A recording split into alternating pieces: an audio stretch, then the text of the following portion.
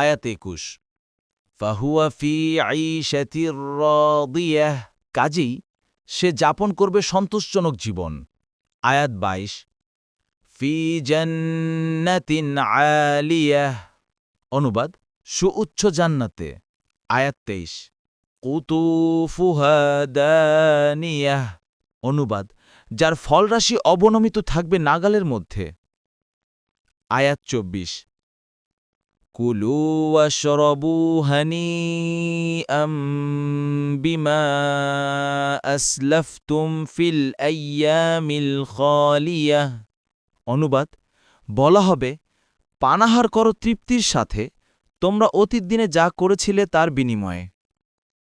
আয়াত ২৫ وَأَمَّا مَنْ أُوتِيَ كِتَابَهُ بِشِمَالِهِ فَيَقُولُ يَا لَيْتَنِي لَمْ أُوتَ كِتَابِيَهْ কিন্তু যার আমলনামা তার বাম হাতে দেয়া হবে সে বলবে, হায় আমাকে যদি দেয় না হতো আমার আমলনামা।